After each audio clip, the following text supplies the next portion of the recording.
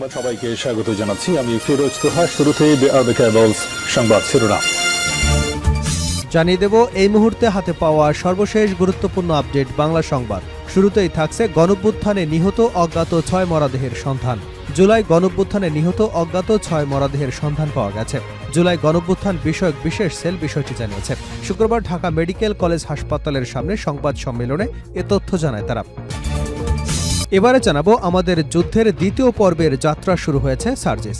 বৈষম্য বিরোধী আন্দোলনের অন্যতম সমন্বয়ক ও নাগরিক কমিটির মুখ্য সংগঠক সার্জিস আলম বলেছেন, আমাদের যুদ্ধ এখনো শেষ হয়নি, যুদ্ধের একটা পর্বে গিয়েছি মাত্র। দ্বিতীয় পর্বের নতুন করে যাত্রা শুরু হয়েছে। যতদিন না আমাদের স্বপ্নগুলো বাস্তবায়িত হচ্ছে, যতদিন না এদের সিন্ডিকেট, চাঁদাবাজি এবং ক্ষমতার অপব্যবহার থেকে মুক্ত হচ্ছে, ততদিন আমাদের যুদ্ধ চলতে থাকবে। জানাবো -2 ফর্মুলার মন গড়া আমির খসরু। চিকিৎসা নিতে বিএনপি চেয়ারপারসন খালেদা জিয়ার যুক্তরাজ্যে যাওয়াকে কেন্দ্র করে যারা -2 ফর্মুলার কথা তুলছেন তারা মন গড়া কথা বলছেন বলে বিএনপির স্থায়ী কমিটির সদস্য আমির খসরু মাহমুদ চৌধুরী জানিয়েছেন। শুক্রবার রাজধানীর শেরেবাংলা নগরে বিএনপির প্রতিষ্ঠাতা শহীদ প্রেসিডেন্ট জিয়াউর রহমানের মাজারে পুষ্পস্তবক অর্পণের পর সাংবাদিকদের প্রশ্নের জবাবে কথা বলেন তিনি। এদিকে বিভেদের রাজনীতি বাদ দিয়ে জাতিকে ঐক্যবদ্ধ করতে হবে সেলিম উদ্দিন। বিভেদের রাজনীতি বাদ দিয়ে জাতিকে ঐক্যবদ্ধ করতে হবে বলে মন্তব্য করে বাংলাদেশ জামায়াতে ইসলামীর কেন্দ্রীয় নির্বাহী পরিষদ সদস্য ও ঢাকা মহানগরী উত্তরের আমির মোহাম্মদ সেলিম উদ্দিন বলেছেন, 5ই আগস্ট ছাত্র জনতার ঐতিহাসিক বিপ্লবের মাধ্যমে আওয়ামী ফ্যাসিবাদীদের বিদায় এবং নতুন বাংলাদেশ গড়ার সুযোগ সৃষ্টি হয়েছে। এই সুযোগকে কাজে লাগিয়ে ক্ষুধা এবং দারিদ্র্যমুক্ত, সুখী, সমৃদ্ধ, অবক্ষয়মুক্ত বাংলাদেশ গড়তে সকলকে ঐক্যবদ্ধ থাকতে হবে।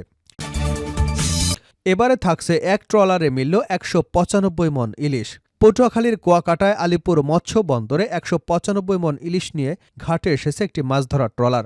মাছগুলো ডাকের মাধ্যমে 40,14,000 টাকায় বিক্রি হয়। শুক্রবার দুপুরে আলিপুর মৎস্য বন্দরে মেসার্স 5 স্টার নামের এই আড়তে এই মাছগুলো নিয়ে আসা হয়। মাছগুলো মূলত গত মঙ্গলবার এবং বুধবার কুয়াকাটা থেকে পূর্ব দক্ষিণ দিকে 90 কিলোমিটার গভীর সমুদ্রে ধরা পড়েছে। এবং সর্বশেষ জানাবো আন্তর্জাতিক সংবাদ।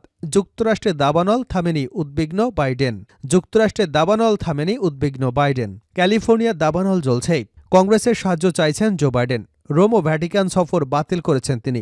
লস অ্যাঞ্জেলসে দাবানলের আগুনে পুড়ে মৃতের সংখ্যা বেড়ে 7 জনে দাঁড়িয়েছে। স্থানীয় সরকার কর্মকর্তারা জানিয়েছেন, আগে 5 জন মারা গিয়েছিল, আরও 2 জনের মৃত্যু হয়েছে। প্রচুর বাড়িসহ 10,000-এরও বেশি কাঠামো আগুনে পুড়ে গেছে।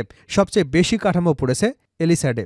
সেখানে প্রচুর বাড়িসহ 5,300 কাঠামো হয় পুরোপুরি অথবা আংশিকভাবে পুড়ে গেছে।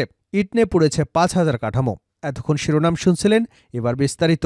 প্রিয় দর্শক, আপনি যদি এই চ্যানেলে নতুন হয়ে থাকেন, ভিডিওটি দেখতে দেখতে চ্যানেলটি সাবস্ক্রাইব করে আমাদের সঙ্গে থাকুন। আর এই ভিডিও সম্পর্কে আপনি আপনার মূল্যবান মতামতটি কমেন্ট বক্সে জানিয়ে দিন। আর হ্যাঁ প্রিয় দর্শক, জানিয়ে দিন ভিডিওটি কোথা থেকে দেখছেন। গণঅভ্যুত্থানে নিহত অজ্ঞাত 6 মরদেহের সন্ধান। জুলাই গণঅভ্যুত্থানে নিহত অজ্ঞাত 6 মরদেহের সন্ধান পাওয়া গেছে। জুলাই গণঅভ্যুত্থান বিষয়ক বিশেষ সেল বিষয়টি নিশ্চিত করেছে। শুক্রবার ঢাকা মেডিকেল কলেজ হাসপাতালের সামনে সংবাদ সম্মেলনে এ তথ্য জানান তারা। সংবাদ সম্মেলনে বক্তারা জানান, ঢাকা মেডিকেলে গণঅভ্যুত্থানে নিহত অশনাক্ত 6টি মরদেহ আছে বলে জানতে পারে জুলাই গণঅভ্যুত্থানের বিষয়ক বিশেষ সেল। সেলের একটি দল এ বিষয়ে বিস্তারিত তথ্য সংগ্রহের জন্য শাহবাগ থানায় যায়। শাহবাগ থানার ওসি খালিদ মনসুর বলেন, 6টি লাশ ঢাকা মেডিকেল কলেজের ফরেনসিক মর্গে আছে। মর্গে থাকা মরদেহের মধ্যে রয়েছে অজ্ঞাতনামা পুরুষ 20 জন। এ সময় জুলাই অভ্যুত্থান বিষয়ক বিশেষ সেলের নেতারা জানান, মরদেহগুলো ডিএনএ এবং পরিহিত আলামত সংগ্রহ করা হয়েছে। কারো পরিবারের সদস্য নিখোঁজ থাকলে 01-621-324187 এই নম্বরে যোগাযোগ করবার অনুরোধ জানিয়েছেন জুলাই গণঅভ্যুত্থান বিষয়ক বিশেষ সেলের নেতারা। আমাদের যুদ্ধের দ্বিতীয় পর্বের যাত্রা শুরু হয়েছে সার্জিস। বৈষম্য বিরোধী আন্দোলনে অন্যতম সমন্বয়ক ও নাগরিক কমিটির মুখ্য সংগঠক সার্জিস আলম বলেছেন, আমাদের যুদ্ধ এখনও শেষ হয়নি, যুদ্ধের একটা পর্ব গিয়েছে মাত্র। দ্বিতীয় পর্বে নতুন করে যাত্রা শুরু হয়েছে। যতদিন না আমাদের স্বপ্নগুলো বাস্তবায়িত হচ্ছে, যতদিন না এদেশে সিন্ডিকেট, চাঁদাবাজি, ক্ষমতার অপব্যবহার থেকে মুক্ত হচ্ছে, ততদিন আমাদের যুদ্ধ চলতে থাকবে। শুক্রবার বিকেলে ভোলা লালমোহন থানার মোড়ে চৌরাস্তা মোড় পর্যন্ত জুলাই ঘোষণাপত্র, লিফলেট বিতরণ এবং বিতরণ পরবর্তী চৌরাস্তা মোড়ে জনসংযোগকালে বক্তব্যে এসব কথা বলেন তিনি। সার্জিস আলম বলেন, নতুন বাংলাদেশ বিনির্মাণে যে যাত্রা শুরু হয়েছে, সেই যাত্রায় আমরা একসঙ্গে ঐক্যবদ্ধ হয়ে আগামীর বাংলাদেশ গড়ব।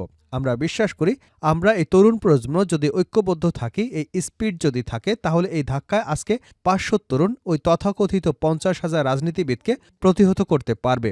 তিনি বলেন, আমাদের শুধু ডিসিপ্লিন ওয়েতে একটা চেইন অব কমান্ডে ঐক্যবদ্ধ থেকে সামনে এগিয়ে যেতে হবে। আমরা যদি এটা করতে পারি তাহলে আজকে এই লালমোহনের ঢাল থেকে শুরু করে যে স্পিডের সূচনা হবে, নতুন বিপ্লবের সূচনা হবে। সার্জিস বলেন, আমরা বিশ্বাস করি এই বিপ্লব দ্বীপ জেলা ভোলা থেকে পুরো বাংলাদেশে ছড়িয়ে পড়বে। আমরা আপনাদেরকে সেই লড়াই দেখতে পাবো আগামীর বাংলাদেশে। এ সময় বৈষম্য বিরোধী ছাত্র আন্দোলনের কেন্দ্রীয় সমন্বয়ক সহ লালমোহনের সমন্বয়করা উপস্থিত ছিলেন। -2 ফর্মুলার কথা মন গড়া আমির খসরু।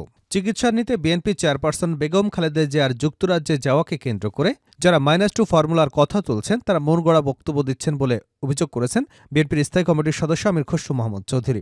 শুক্রবার রাজধানীর শেরেবাংলা নগরে বিএনপির প্রতিষ্ঠাতা শহীদ প্রেসিডেন্ট জিয়াউর রহমানের মাজারে পুষ্পস্তবক অর্পণের পর সাংবাদিকদের প্রশ্নের জবাবে এ কথা বলেন তিনি। আমির খসরু মাহমুদ চৌধুরী বলেন, ম্যাডাম যাওয়ার পরে -2 ফর্মুলার কথা সামনে আসছে।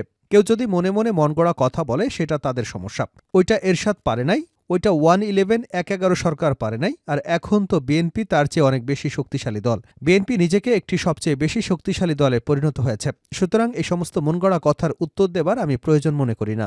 যুক্তরাষ্ট্র থেকে দেশে ফেরা বিএনপি নেতাকর্মীদের কথা উল্লেখ করে তিনি বলেন, তাদের স্বাগত জানানোর মূল কারণ হচ্ছে এই লোকগুলো বিগত 16 বছর ফ্যাসিস্ট বিরোধী, স্বৈরাচার বিরোধী আন্দোলনে সোচ্চার ছিলেন। তারা হোয়াইট হাউসের সামনে, তারা ক্যাপিটাল হিলে, ওয়ার্ল্ড ব্যাংকের সামনে স্বৈরাচার শেখ হাসিনার বিরুদ্ধে লড়েছেন। তারা সম্মুখীন হয়েছেন, সামনে গিয়ে প্রতিবাদ করেছেন, তার সামনে দাঁড়িয়ে স্লোগান দিয়েছেন। দেশে তাদের সবার আত্মীয় স্বজন সহ সবার নামে মামলা আছে। এদের পরিবারের বিরুদ্ধে মামলা আছে। এদের অনেকেই ব্যবসা হারিয়েছেন, অনেকে চাকুরি হারিয়েছেন। এদের পরিবারে অনেকেই জীবনও দিয়েছেন। দেশে গণতন্ত্র প্রতিষ্ঠার বিষয়ে জানতে চাইলে বিএনপির স্থায়ী কমিটির এই সদস্য বলেন, নির্বাচনের মাধ্যমে গণতন্ত্র প্রতিষ্ঠা হতেই হবে। এটা প্রথম ধাপ। নির্বাচন হলো প্রথম সংস্কার। এটা দিয়েই শুরু করতে হবে সংস্কার এবং গণতন্ত্রের আন্দোলন। বিবিধের রাজনীতি বাদ দিয়ে জাতিকে ঐক্যবদ্ধ করতে হবে সেলিম উদ্দিন। বিবিধের রাজনীতি বাদ দিয়ে জাতিকে ঐক্যবদ্ধ করতে হবে মন্তব্য করে বাংলাদেশ জামায়াতে ইসলামীর কেন্দ্রীয় নির্বাহী পরিষদ সদস্য ও ঢাকা মহানগরী উত্তরের আমির মোহাম্মদ সেলিম উদ্দিন বলেছেন, ৫ই আগস্ট ছাত্র জনতার ঐতিহাসিক বিপ্লবের মাধ্যমে আওয়ামী ফ্যাসিবাদীদের বিদায় এবং নতুন বাংলাদেশ গড়ার সুযোগ সৃষ্টি হয়েছে।